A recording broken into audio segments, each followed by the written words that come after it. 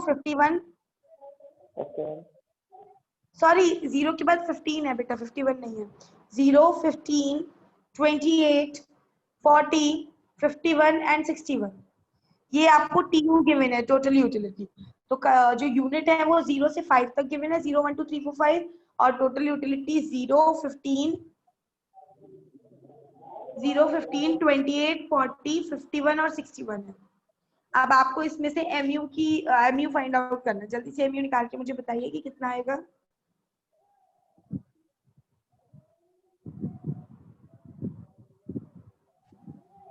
Ma'am एक बार question repeat कर दीजिए। बेटा यूनिट कंज्यूम्ड है 0, 1, 2, 3, 4, 5। यूनिट जो आप कंज्यूम कर रहे हैं वो 5 तक लिख लीजिए, 0 से।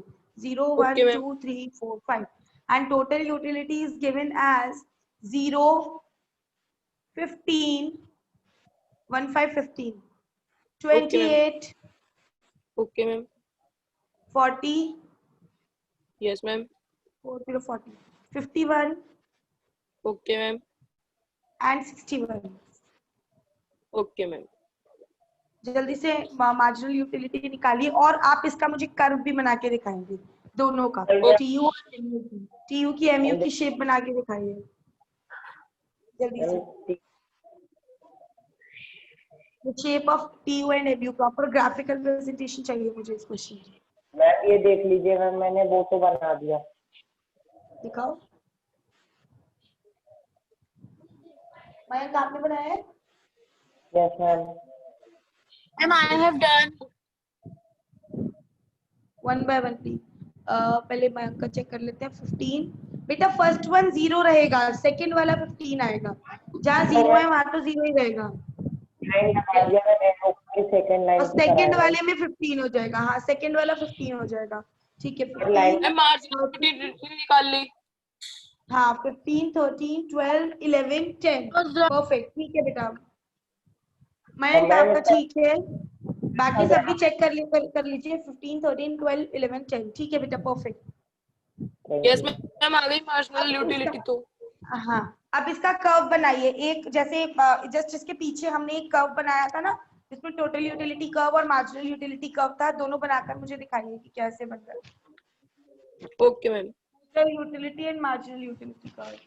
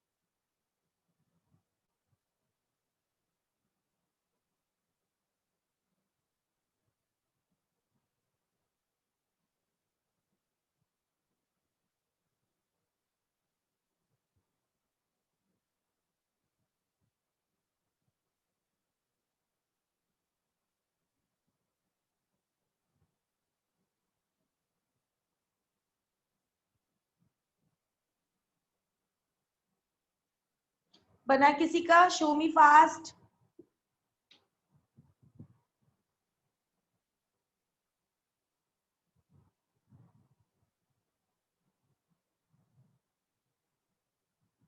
शो मी बेटा, जल्दी जल्दी बनाइए।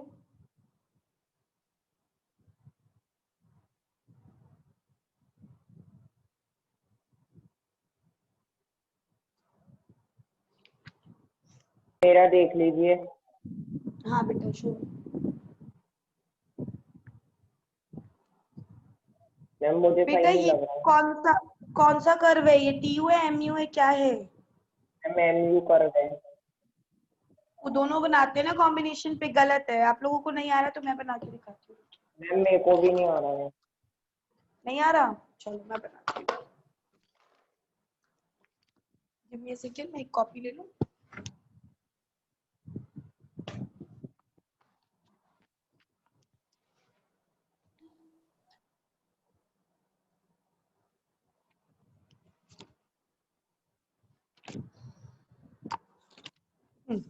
देखिए, आपकी जो क्वेश्चन थी वो कुछ इस तरीके मैम से मेरा एक बन गया। Second. Show me Aryan. Yes ma'am.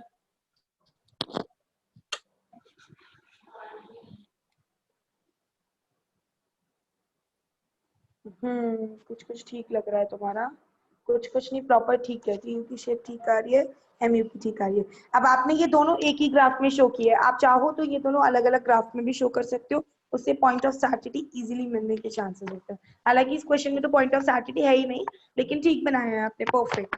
Aryan क्या आप एक्सप्लेन कर सकते हो सबको कि कैसे बनाया है? Ma'am yes. प्लीज एक्सप्लेन करो।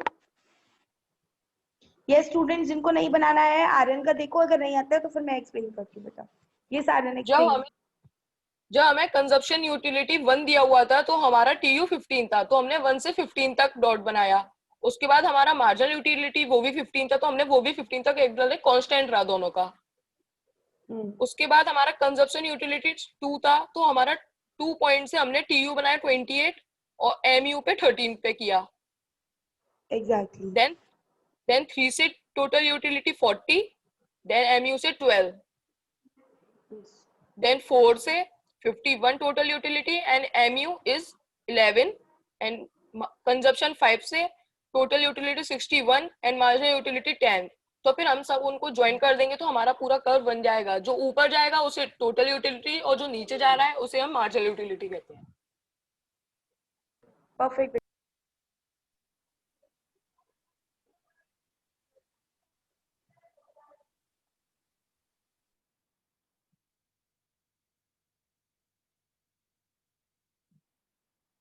So is it clear? जैसे आर्यन ने आपको एक्सप्लेन किया है, क्या मैं दोबारा से एक्सप्लेन करूं? No ma'am. नहीं, चलिए ठीक है। तो अब हम नेक्स्ट टॉपिक स्टार्ट करते हैं। The next topic is law of diminishing marginal utility. अब हमने यहाँ पर हर स्टेप पे ये देखा कि जो एमयू की शेप है वो क्या हो रही है, डिक्लाइन होती चली जा रही है ना। मतलब अभी जो कर्व हमने बनाया था, आर्यन ने कॉपी में दिखाया, उसमें टीयू तो अपवर्ड जा रहा है, लेकिन जो एमयू है वो क्या हो रहा है, डिक्लाइन हो रहा है धीरे धीरे करके। तो क्या ऐसा, मतलब क्यों ऐसा लॉ होता है कि मार्जिनल यूटिलिटी हमेशा डिक्लाइन होती है? तो वैसे तो मैं आपको कल बता चुकी थी कि आप कोई भी प्रोडक्ट लेते हैं तो एक लेवल पर आकर आपको, मतलब एक लिया तो बहुत ज्यादा सेटिस्फेक्शन मिला, दूसरा लिया तो थोड़ा सा सेटिस्फेक्शन कम होता चला जाता है, तीसरा लिया तो और सेटिस्फेक्शन कम होता चला जाता है। इस वजह से law of diminishing marginal utility arise होती है। लेकिन इसको थोड़ा सा बुकिश लैंग्वेज में देखेंगे। Psychologically intensity of desire for a commodity tends to decrease as more and more standard units of a commodity are consumed at a point of time। जब हम एक ही टाइम पे एक ही कमोडिटी को बार बार कंज्यूम करते हैं तो उसका क्या होता है कि जो उसकी डिजायर होती है वो खत्म होती चली जाती है। अब एक ही टाइम मैंने आपको अभी बिठाया और आपको बोला 1 कप चाय पियो, आपको अच्छा लगेगा, यू विल हैव, मतलब you will got satisfaction out of that. लेकिन फिर मैंने उसी के बाद जस्ट उसी टाइम पे आपको 2nd कप ऑफ टी दे दी, चलो कोई बात नहीं, सेटिस्फेक्शन मिलेगा लेकिन उतना नहीं मिलेगा जितना फर्स्ट कप टी से मिला था। फिर और दे दी, तो धीरे धीरे करके क्या होता चला जाएगा, आपका सेटिस्फेक्शन डिक्रीज होता चला जाएगा। तो वो डिक्रीज होता चला जाता है, इसीलिए एमयू क्या हो रहा है, डिक्रीज हो रहा है। मतलब पहले जो सेटिस्फेक्शन मिला वो 100 मिला, तो अभी जो सेटिस्फेक्शन मिलेगा वो 90 मिलेगा। फिर हो सकता है सेटिस्फेक्शन 70 हो जाए, फिर हो सकता है सेटिस्फेक्शन और कम होकर एक पॉइंट पे 0 भी हो जाए। जब बिल्कुल मन भर जाता है तो कंडीशन 0 पे आ जाता है। और अगर अब आपको इससे ज्यादा कंज्यूम करवाया तो वहां पर आपका जो कंजम्पशन, आपका जो ये एमयू होगा वो नेगेटिव में भी चला जाएगा। मतलब आपका इतना मन भर जाएगा कि आप उस प्रोडक्ट को देखना भी पसंद नहीं करेंगे, उसको लेना आपके लिए एक सेटिस्फेक्शन की जगह डिससेटिस्फेक्शन का कन्वर्जन हो जाएगा। तो इस वजह से हम इसको law of diminishing marginal utility state करते हैं। यहाँ पर एक वर्ड दे रखा है at a point of time, क्योंकि ये बहुत जरूरी है। ऐसे तो आप रोज टी लेते हैं, लेकिन टी से रोज आपका सेटिस्फेक्शन तो खत्म नहीं होता। क्यों? क्योंकि वो एट अ सेम टाइम नहीं मिलते, अलग अलग टाइम होता है। मॉर्निंग ले लिया, फिर इवनिंग ले लिया, फिर मॉर्निंग ले लिया, इवनिंग ले लिया, तो टाइम गैप मिल रहा है ना, इसीलिए यूटिलिटी उसकी कम नहीं होती। लेकिन अगर वही चीज मैं आपको बोलूं कि मॉर्निंग में ही 5 कप्स ऑफ टी ले लो, तो वो एक के बाद एक जैसे आप लेंगे तो आपका सेटिस्फेक्शन लेवल डिक्रीज होता चला जाएगा। ठीक है, तो यहाँ पर एक ही पर्टिकुलर टाइम की हम बात करेंगे, क्योंकि टाइम चेंज हो जाएगा तो फिर तो सेटिस्फेक्शन उतना ही होगा। Is it clear? चलिए, तो एक law of diminishing marginal utility की एक ये फोकस जोन में डेफिनेशन गिवन है, वो देख लेते हैं। Law of diminishing marginal, diminishing का मतलब हो गया डिक्रीज होना। law of diminishing marginal utility states that as more and more standard unit of a commodity are continuously consumed, मतलब law of diminishing marginal utility ये स्टेट करता है कि एक स्टैंडर्ड यूनिट, अब जैसे कि मैं आपको टी की बात कर रही थी, तो अगर मैं ये एक टी की स्टैंडर्ड यूनिट क्या होती है, कोई बता पाएगा? What is the standard unit of T? Ma'am 1 cup of tea. 1 cup of tea. Exactly, 1 cup of tea is a standard unit of tea. अब मैं आपको स्टैंडर्ड यूनिट ना देकर आपको एक एक स्पून टी दूं, तो वहां पर तो सेटिस्फेक्शन बढ़ेगा ना, एक स्पून से फिर दूसरा स्पून लोगे तो और बढ़ेगा, तीसरा स्पून लोगे तो और बढ़ेगा। क्यों? क्योंकि वो उसकी स्टैंडर्ड यूनिट नहीं है। Is it clear? तो स्टैंडर्ड यूनिट में ही हम यहाँ पर कंसीडर करेंगे, वरना ऐसे तो बहुत छोटे छोटे यूनिट्स लोगे तो उससे तो सेटिस्फेक्शन पूरा हो ही नहीं पाएगा, तो जितने ज्यादा कंज्यूम करोगे बढ़ता चला जाएगा, तो मतलब वहां पर जो आपका law of diminishing marginal utility है वो फेल हो जाएगा। तो इसीलिए हम जो बात कर रहे हैं वो बात कर रहे हैं law of diminishing marginal utility की, ये तब होगा जब हम स्टैंडर्ड यूनिट कंज्यूम करेंगे, मतलब 1 कप ऑफ टी होना चाहिए, 1 स्पून ऑफ टी नहीं होना चाहिए, ठीक है, और उसको हम कंटिन्यूअसली कंज्यूम करते चले जाएं। तो जैसे जैसे हम उसको ज्यादा कंज्यूम करते जाएंगे, हमारी जो सेटिस्फेक्शन लेवल है वो डिक्लाइन होता चला जाएगा, ठीक है। In it is very natural to happen in respect of all goods and services. ये चीज हर गुड्स एंड सर्विसेज के केस में होता है, इवन बेसिक नीड्स के भी केस में होता है। अब बेसिक नीड में जैसे मैंने चाय का एग्जांपल लिया, टी मतलब इसका, अब आप चपातीस का एग्जांपल ले लीजिए, किसी भी चीज का एग्जांपल ले लीजिए, जब आप जरूरत से ज्यादा उसको कंज्यूम करते चले जाएंगे तो आपका सेटिस्फेक्शन उससे खत्म होता चला जाएगा, राइट।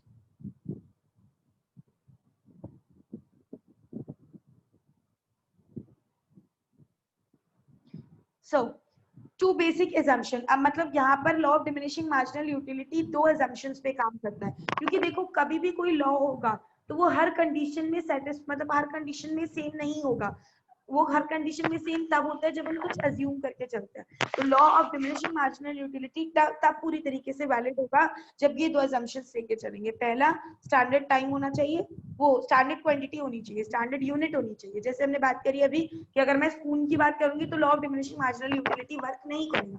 स्टैंडर्ड यूनिट अगर टी की कप है तो कप ऑफ टी ही होना चाहिए, ना कि स्पून ऑफ टी होना चाहिए। तो स्टैंडर्ड यूनिट में हम बात करेंगे तब law of diminishing marginal utility work करेगा। And consumption of the commodity is continuous, मतलब जो हम कंजम्पशन कर रहे हैं वो पूरा एक ही टाइम पे होना चाहिए, ब्रेक होकर नहीं होना चाहिए, मतलब सेम टाइम होना चाहिए, कंटिन्यूअस कंजम्पशन होना चाहिए। कंटिन्यूअस कंजम्पशन होगा तभी आपका मन भरेगा, अदरवाइज आपको अगर थोड़ी थोड़ी देर में मैं प्रोडक्ट्स दूंगी तो फिर हो सकता है कि वहां पर आपका जो मार्जिनल यूटिलिटी है वो डिक्रीज ना हो। तो इस तरीके से these two are the basic assumptions of marginal utility.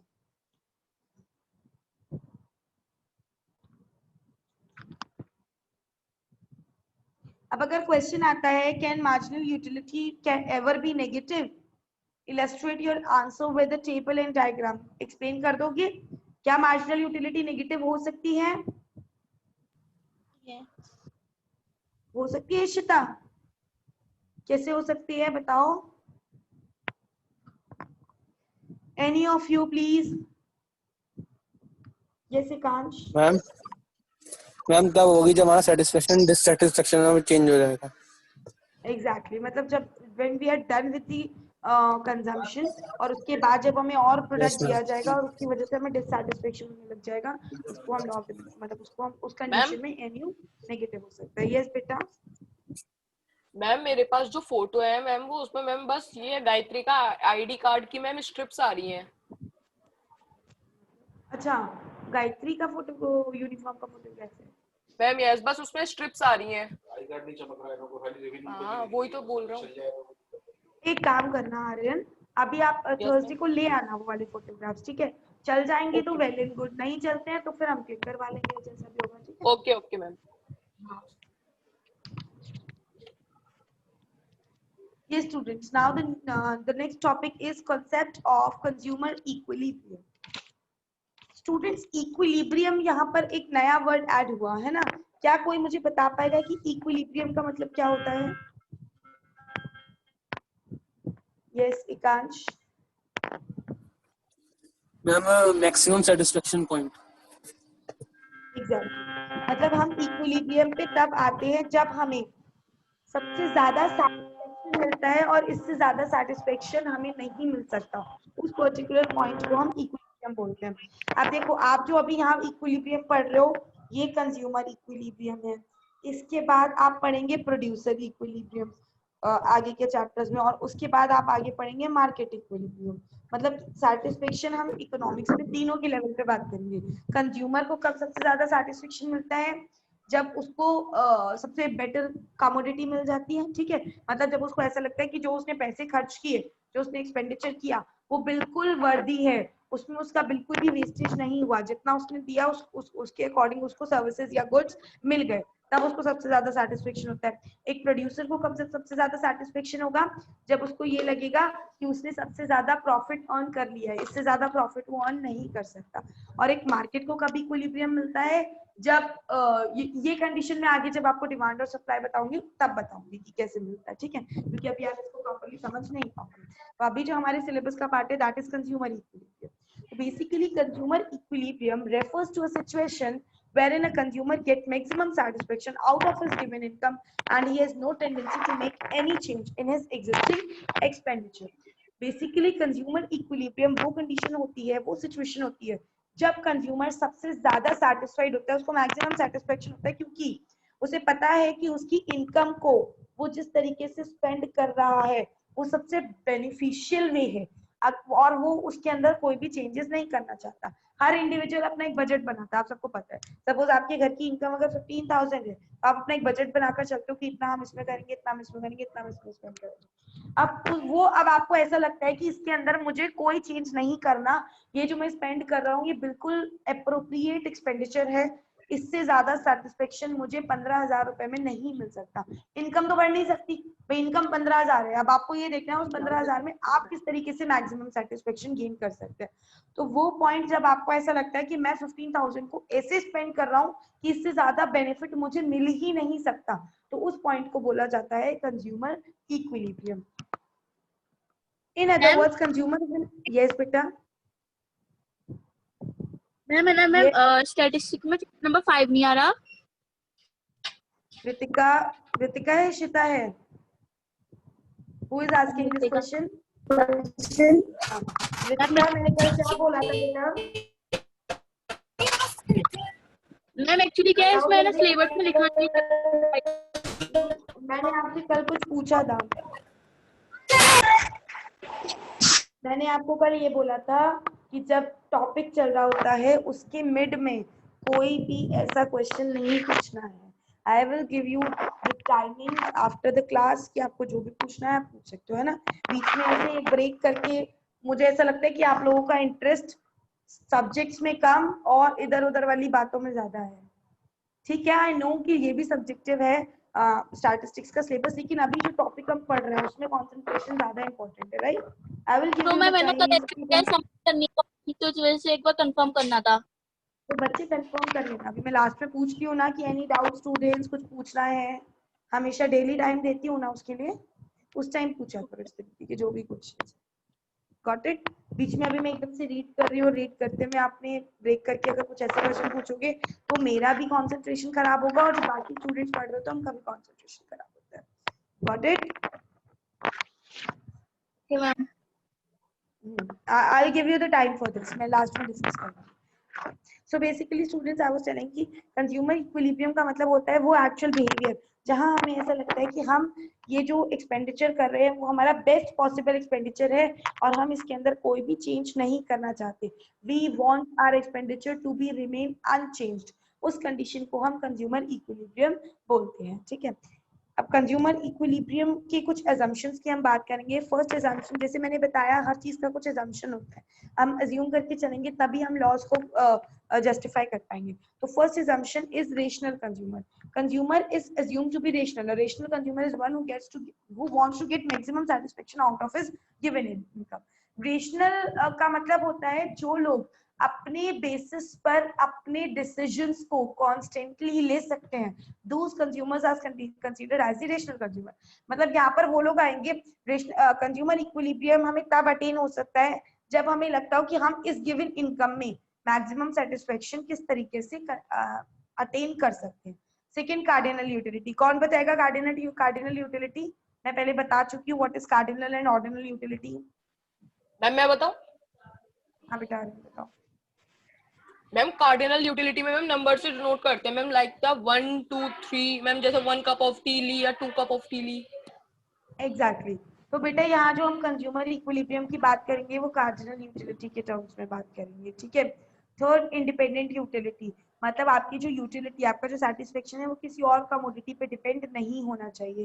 And marginal utility जो होती है वो कांस्टेंट होती है। ये सारे पॉइंट्स कंसीडर करके चलेंगे तब हमें कंज्यूमर इक्विलिब्रियम अचीव होता है। सिंपल सी बात है, बस आप इतना देखो कि मेरे पास इनकम है अगर 15,000, तो मैं उसको जिस तरीके से स्पेंड कर रही हूँ उसमें मैं अगर कोई भी चेंज एक्सेप्ट नहीं करती, मतलब मुझे उसमें कोई भी चेंजेस नहीं करने, मुझे ऐसा नहीं करना कि अगर मैं 5,000 रुपीज अपने पर्सनल एक्सपेंडिचर्स पे खर्च कर रही हूँ तो मैं उसमें 6,000 भी नहीं करना चाहती। क्यों? क्योंकि मुझे पता है कि 15,000 में ये जो एक्सपेंडिचर है ये एकदम वेल सफिशिएंट है। इसके अलावा मेरे को जो अगर मैं कुछ चेंजेस करती हूँ तो या तो मेरी इनकम बढ़नी चाहिए तब मैं चेंजेस कर पाऊंगी। ऐसा नहीं है कि आप 5,000 के खर्चों को 6,000 नहीं कर सकते। You can change your 5,000 expenditures to 6,000 expenditures, but only when income rises. या तो इनकम बढ़ जाए तब आप अपने एक्सपेंडिचर्स बढ़ाने के मूड में हो, या फिर आपके जो प्रोडक्ट का प्राइस है वो कम हो जाए तब आप ज्यादा यूनिट्स ले सकते हो। जो चीज मैं पहले मतलब पहले मुझे कम मिलती थी अब ज्यादा मिल रही है तो 5,000 में तो अच्छी बात है, मैं उसको ज्यादा ले लूंगी, लेकिन मैं अपने रेट्स में अपने अमाउंट में कोई चेंज नहीं करूंगी क्योंकि मुझे पता है कि this is the maximum satisfaction I am getting from this expenditure. Got it?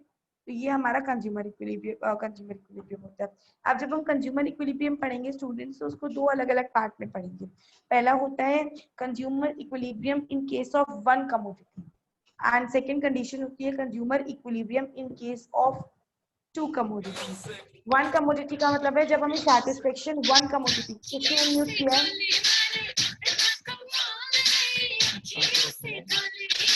Krishna Sen.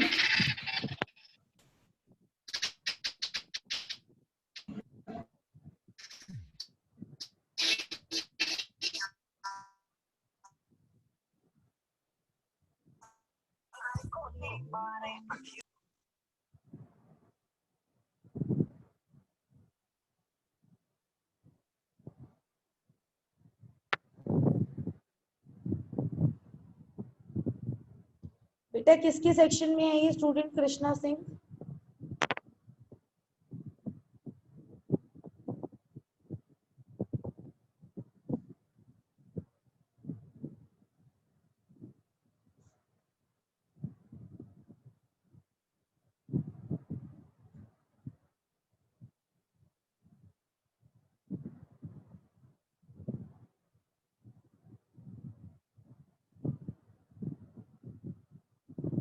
Yes, students. Can anyone please tell me that Krishna Singh क्या किसी के जो एग्जिस्टिंग स्टूडेंट्स हैं इंड्यूस के, कृष्णा सिंह बताएंगे मुझे कौन से सेक्शन का स्टूडेंट है? मैम वो तो मैम मैम हट गया, वो तो हट गया मैम, पार्टिसिपेंट से कैंसिल हो गया। नहीं अभी तो मैंने उसको रिमूव किया है पार्टिसिपेंट्स में से, लेकिन आप में से किसी को पता है कि वो कौन से सेक्शन में था? लुक, अगर आप अभी यहाँ पे इस पे नहीं बताना चाहते हो you can tell me personally on my WhatsApp number, जिसको भी पता हो कि कौन से सेक्शन का बच्चा है। वैसे तो मैं पता लगा ही लूंगी मैम मैं पता हम तो डी चल में था, जाएगा हमारे में नहीं था, स्कूल से, हमारे में सारे के अल्फाबेट के स्टूडेंट्स थे। पर कोई नहीं था कृष्णा सिंह। Yes ma'am. चलिए ठीक है, let me check. I C.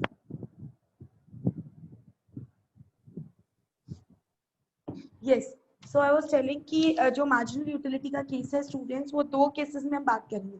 First is one commodity case and second is two commodity cases, ठीक है। तो मुझे लगता है अब ज्यादा टाइम नहीं बचा है तो इस टॉपिक को हम कल स्टार्ट करेंगे। Now you can ask your queries whatever you want to ask, whatever the doubt you have. Yes please.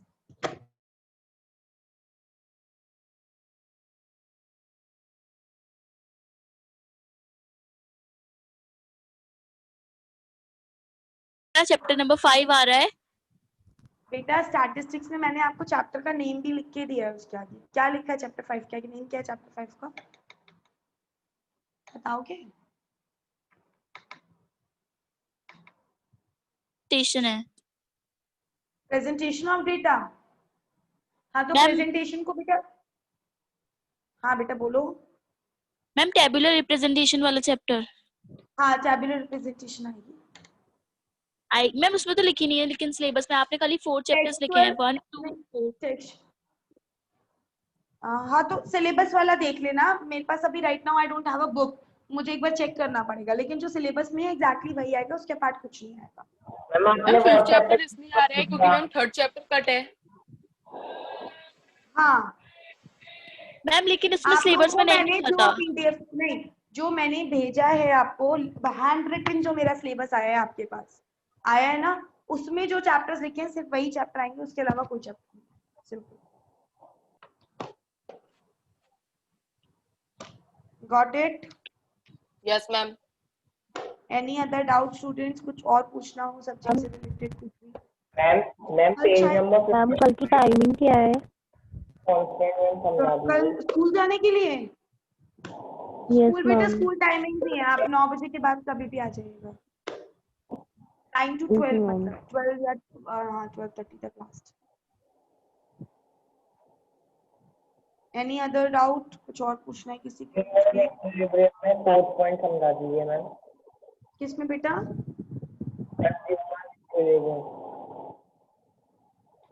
मैं समझ नहीं पा रही, कौन सा पूछ रहे हो? Repeat it again. मैम जो अभी आपने पढ़ाया नहीं था उसका 4th पॉइंट। एजम्पशन का? Yes ma'am. एक minute let me.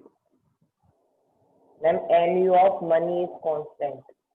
Acha, MU of money is constant. It is assumed that money measure the marginal utility of a commodity. As such, its own marginal utility should remain constant so as to serve as an ideal measure. देखो, हम commodity की marginal utility की बात करते हैं, मतलब जब भी हम हमने अभी MU पढ़ा, तो MU हम यही तो पढ़ते हैं कि एक यूनिट कंज्यूम करने से हमें कितना सेटिस्फेक्शन मिल रहा है, लेकिन हम ये नहीं, यहाँ पर हम ये कांस्टेंट लेकर चलेंगे कि हमें एडिशनल रुपीस खर्च करने से कितना डिससेटिस्फेक्शन मिल रहा है, वो हम नहीं कंसीडर करेंगे। मतलब हम मार्जिनल यूटिलिटी कमोडिटी की कंसीडर करते हुए चलते हैं, मार्जिनल यूटिलिटी मनी की कंसीडर करते हुए नहीं चलते हैं। मतलब हम ये नहीं कंसीडर करेंगे कि मनी को खर्च करने से हमें कितना डिससेटिस्फेक्शन मिल रहा है, हम सिर्फ ये कंसीडर करेंगे कि एक्सेस प्रोडक्ट लेने से, एक्सेस कमोडिटी लेने से हमें कितना सेटिस्फेक्शन इंक्रीज हो रहा है उसको, मतलब यहाँ पर फिर मनी की जो मार्जिनल यूटिलिटी है वो कांस्टेंट रहेगी, उसमें कोई भी चेंजेस नहीं है। दो चीजों की मार्जिनल यूटिलिटी होती है, कमोडिटी की और एक मनी की। हम जो अभी तक बात कर रहे थे वो कमोडिटी की मार्जिनल यूटिलिटी की बात कर रहे थे, मनी की नहीं कर रहे थे, तो मनी की marginal utility will remains constant in this case. Is it clear? Okay ma'am. Okay, so if you people have no doubts, so I think I should end the class. No doubts now? Okay. No ma'am. Ma'am आपकी next class होगी ना 3rd period वाली? हाँ बेटा, वो network का issue हो गया था इसलिए कल नहीं हो पाई थी, आज होगी 10:30 बजे।